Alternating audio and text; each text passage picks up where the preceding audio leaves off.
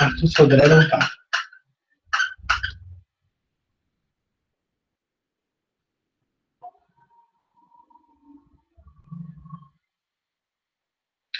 Vixe, pela demora, se eu não cair, não é nada, tá, gente? Nossa. Ah, não. Muito bem. Bom dia oficialmente, para ficar registrado que eu sou uma pessoa educada. Vocês tinham uma tarefa. Oi? Vocês tinham uma tarefa. Na página 203, inclusive. Fica... Oh, essa aula! Ai, agora, gravando isso. Obrigado. Vocês tinham uma tarefa, na página 203, inclusive, a gente terminou a aula mais cedo para vocês poderem fazer a tarefa naquele momento, né? Para não ter desculpa de dizer que não teve tempo para fazer a tarefa. E que nem era muita tarefa, né? O pessoal que reclama da quantidade de tarefa. Tá bem facinho de fazer, né?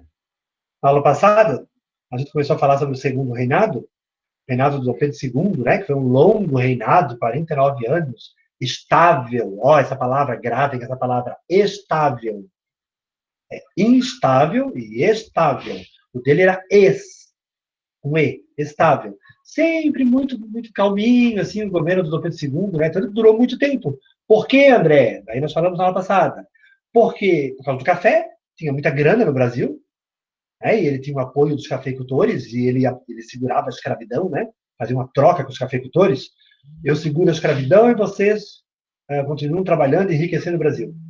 E porque... Tem alguém me ligando?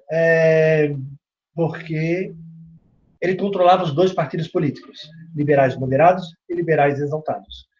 Ou conservadores e liberais, tanto faz. Tá? Os conservadores são os mais tradicionais, o poder no Rio, e os liberais, o poder na província. E a tarefa era uma caricatura, uma charge, na verdade, de 1878, olha lá, já para o final do governo do Dom Pedro II, né?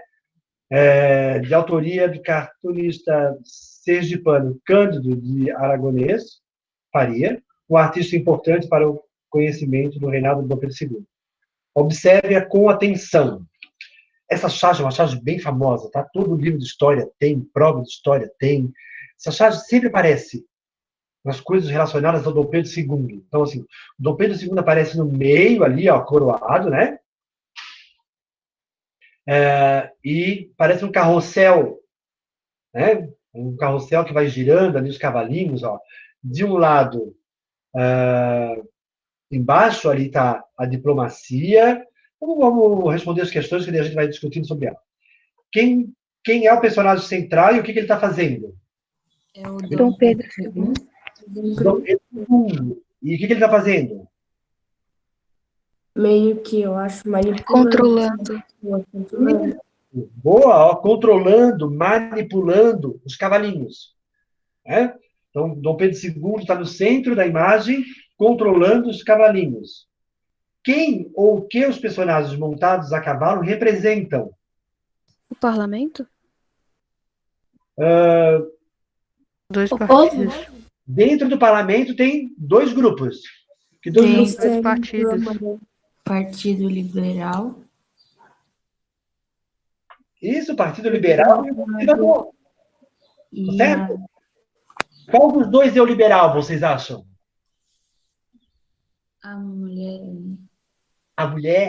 A mulher representa o Partido Liberal. Né? E o homem, o conservador, o mais tradicional. Né? Então, que é uma sociedade patriarcal. Então, o Partido Conservador é representado pelo homem. E o Partido Liberal representado pela mulher.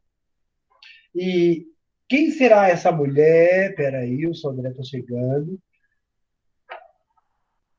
Calma. Quem será essa mulher idosa, vestido longo, chapéu igual ao do Napoleão Bonaparte? A esposa dele? A diplomacia. Está escrito no vestido dela. Não. É a diplomacia. Está escrito ali no vestido dela. Ó. Notem que a diplomacia está com um sorrisinho sarcástico, né? Um sorrisinho meio maldoso, assim, meio. Aonde que ela está se segurando? Oi. Onde que ela está segurando? Aí ficou meio estranho aqui, Daniela. Não, ficou meio estranho, mas eu nunca tinha percebido isso. O Brenda, que... Não, é que eu fiquei olhando pra ela procurando, eu não tinha enxergado essa frase, essa diplomacia. Ela tava procurando e Ah, é como se fosse uma trave do carrossel, né? Olha eu tentando fugir da interpretação pornográfica. É como se fosse uma trave do carrossel, aquilo dali, o que segura o cavalinho.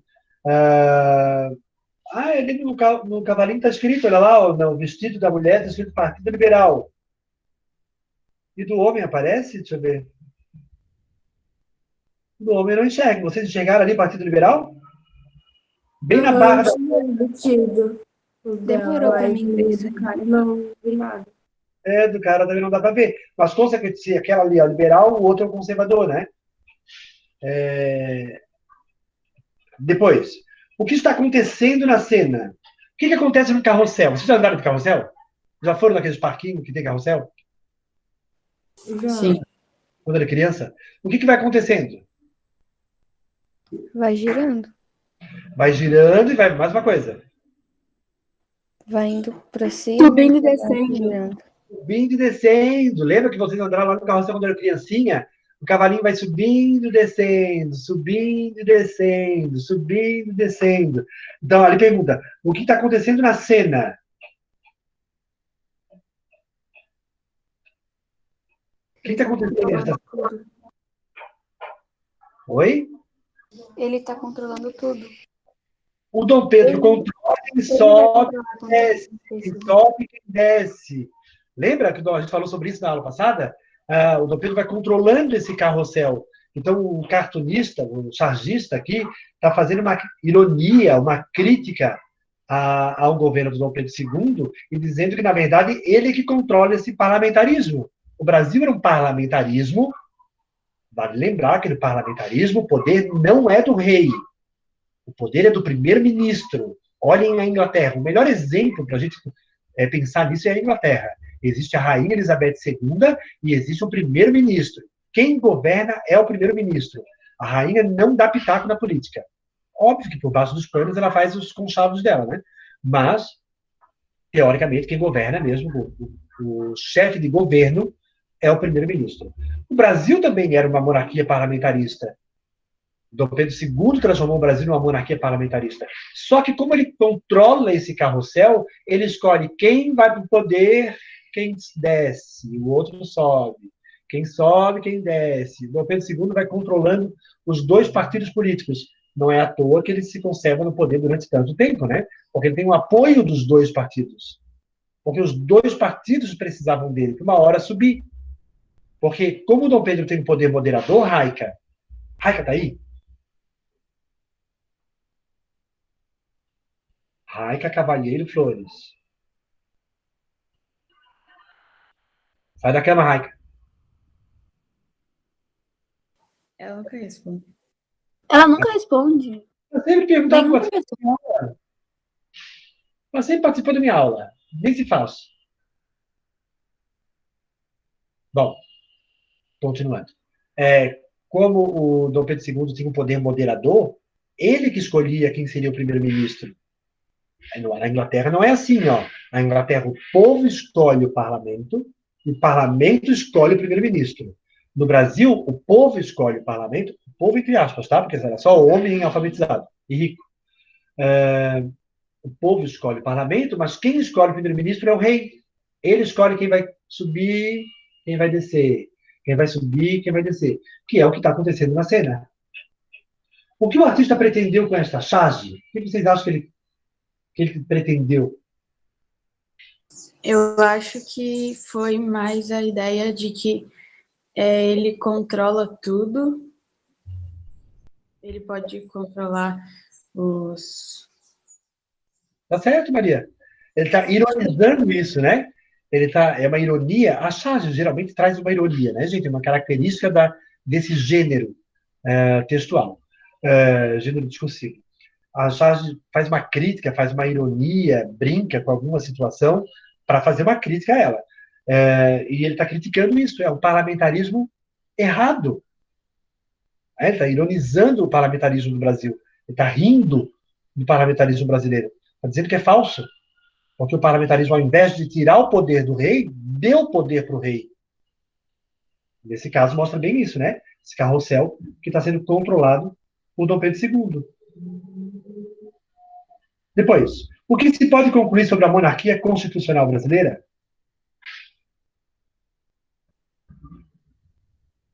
O que se pode concluir sobre a monarquia constitucional brasileira? Era totalmente controlada pelo rei. Como é que a gente chama quando o rei controla tudo mesmo? Absolutismo? Controlador? Absolutista. O Brasil era uma monarquia constitucional absolutista. Olha que coisa contraditória. É completamente contraditório. Porque monarquia constitucional é uma coisa, monarquia absolutista é outra. São completamente diferentes. Mas no caso do Brasil, a gente conseguiu juntar as duas coisas. O Brasil conseguiu ser uma monarquia constitucional absolutista. Porque a Constituição dava todo o poder para o Dom Pedro. Por causa do poder O do Brasil é imperador. uma coisa que a NASA deveria vir estudar. Pois é. É um caso sério, né? Como é que a gente chama esse rei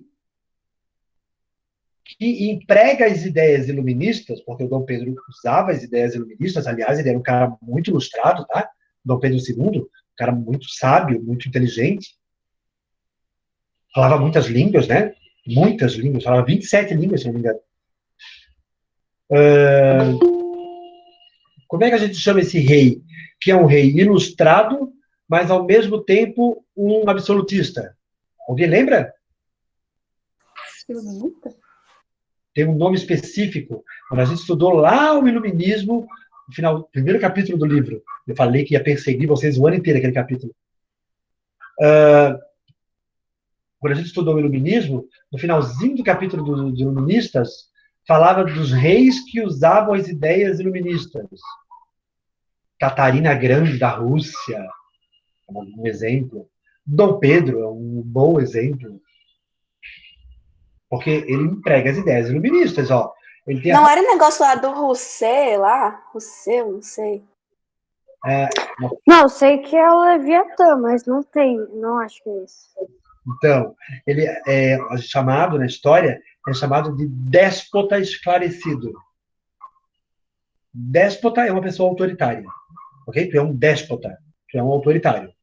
Déspota esclarecido é porque ele conhece as ideias iluministas, ele usa aquilo que ele pode para governar. Ó, o Dom Pedro tinha 4 poderes, melhor que o Montesquieu. Né? Tem mais Não é poder. aquele negócio do Locke? Oi? Aquele Locke. Tem a proposta do Locke, ó. A função do Estado, durante o governo do Dom Pedro II, era proteger a propriedade privada. Aliás, até hoje, né? A função do Estado é proteger a propriedade privada. Não à toa a gente tem as Forças Armadas, a polícia, né? Que tem como propósito justamente isso, proteger a propriedade privada. Que é uma ideia exatamente burguesa, na medida em que quem tem propriedade privada, empresa, né? Negócio, indústria, é a burguesia. E quem é que pode derrubar a propriedade privada? O povo. Né? Uma revolução pode tomar a propriedade privada para si. Que aconteceu em alguns países, tá? Vocês vão ver isso no ano que vem. No começo do ano que vem. Espero que comigo. A Revolução Russa, por exemplo, quando os trabalhadores russos, os operários, se irritaram com esse negócio. Como assim? A gente que produz esse produto não fica com nada da venda? Ganha uma miséria? Os trabalhadores, vai chegar uma hora que os trabalhadores vão se irritar com isso. Ó, o cara produz uma geladeira, constrói, fabrica, né, lá na fábrica, uma geladeira. Mas ele não fica com nada da venda da geladeira. Vai chegar uma hora que os operários da Rússia vão se irritar com essa situação, com essa desigualdade, né, entre os empresários e eles, e vão tomar o poder. Isso é a Revolução Russa, a Revolução Comunista, que vai acontecer em Cuba, que vai acontecer no Vietnã, que vai acontecer na China, que vai acontecer na Coreia do Norte, alguns lugares do mundo que viraram comunistas, tornaram comunistas. Um comunismo de guerra, uma ditadura comunista, na verdade, né? Que não era, teoricamente, não era bem isso que o Marx falava, né? O Marx não falava que devia ser uma ditadura comunista. Seria passageira, o Marx dizia. Bom, mas o Dom Pedro II está longe de ser um comunista. Muito longe de ser um comunista. Ok? Por quê? Porque ele protege a propriedade privada e, inclusive, ele apoia essa elite cafeeira que é escravocrata. Olha que coisa mais antiga. O Brasil foi o único país da América que fez a independência e continuou tendo escravo. Durante mais de 60 anos, o Brasil ainda teve escravos. 5 milhões de africanos, durante todo o Brasil colônia e império, 5 milhões de africanos que foram trazidos à força para o Brasil, fora aqueles que foram escravizados aqui, nativos da América, fora os que nasceram aqui, fruto dessa imigração forçada. Então, novamente, aquela ideia de que o Brasil é muito pacífico, vai para o pau, né? Já era. Bom, e o Dom Pedro II, como tem o apoio dos cafeicultores e apoia os cafeicultores, como controla os dois partidos políticos, não tem oposição forte, tem nenhum partido forte contra ele, o Dom Pedro II vai se mantendo no poder e vai envelhecendo, um senhorzinho no poder durante 49 anos. Dessa forma, controlando o carrossel da política. É difícil controlar o carrossel da política, né? Pensem no presidente atual. Olha como ele tem dificuldade de controlar o carrossel da política. Às vezes os partidos se opõem a ele, daí o que ele faz? Ele distribui cargo, ministério, do sei lá o que, para esse partido, para ver se acalma o partido. Até hoje eles fazem meio que carrossel, eles tentam fazer esse carrossel. Não é só o presidente atual, tá, gente? Qualquer presidente faz isso. O Lula fez, Dilma fez, a Dilma fez menos, né? Por isso que a briga com ela era mais autoritária. Mas o Lula fez, o FHC fez, o Collor fez, distribuíam cargos para ter o apoio dos partidos e poder governar. Esse carrossel da política, ele acontece até hoje em dia. É um jogo político, e isso é chamado de diplomacia. Esse jogo político velho, essa política velha de diplomacia, de ficar fazendo negócio com os partidos para poder aprovar o que quer. Por isso que a diplomacia está tão velha ali, ó, no desenho. A diplomacia é um troço velho. A diplomacia é um troço passado já. Inclusive a diplomacia ironiza. Olha lá quando ela ri. Ela é sarcástica. É uma diplomacia com o chapéu do Napoleão. Viram a diplomacia com o chapéu do Napoleão? Lá no livro? Ou seja, uma diplomacia na porrada mesmo. Sim. Então, que é bem o que acontece hoje em dia. Não é diferente. É uma diplomacia na porrada. Então, assim, não negocia as coisas, meio que impõe as coisas, compra, negocia, a coisa meio suja, meio por baixo do pano, velho. Essa é uma política velha, né? O que é contraditório, porque na campanha a ideia era acabar com a política velha. Mas a política velha é tão entranhada na política brasileira, olha aí, desde o segundo reinado. Essa política é tão entranhada, esses políticos são tão entranhados, já são cheios de cultura política, já tão forte, que é muito difícil sair disso. Bem-vindo ao Brasil contemporâneo. Buenas. Nossa aula já está finalizando, não vou nem começar o negócio agora, porque não vai dar tempo. Na próxima aula, a gente vai falar sobre o café. Vocês gostam de café? Quem gosta de café aqui? Eu amo um cafezinho. Sou viciado em café. Eu tô tomando agora. Eu também amo café. Aliás, eu dou aula, vou lá tomar café. Dou aula, vou lá tomar café. É assim que eu faço. Mano, eu tomo um monte de vezes no café no dia. Eu também. Bom, eu ainda tenho que fazer fumante, não é pior ainda. Então... Pior que vicia, cara. Café é bom demais, né? Só que café não me tira o sono, sabia? Tem gente que acorda com um café. Eu posso tomar um balde de café que não acontece nada. Do ponto de vista de acordar, né? Tem várias pesquisas que apontam, né, sobre a importância do café para dor de cabeça, uma série de benefícios aí o café tem. Mas é um produto que é pouco consumido por adolescentes. Prestem atenção. Não sei por quê, né? Os adolescentes não costumam muito tomar café. Sim. Não gosto de café de máquina. Eu gosto de passar o café no filtro. Nem eu. Café... Acho muito estranho. Fica bem estranho, né? Fica um gosto meio estranho. Mas, na próxima aula nós vamos falar sobre esse produto que foi o que bancou o segundo reinado, né? O que sustentou o Brasil durante um bom tempo. O último grande ciclo econômico, o primeiro pau-brasil. Rápido. e destruidor, né? Porque acabou com o pau-brasil. Segundo, a cana, o ouro branco. Terceiro, o ouro.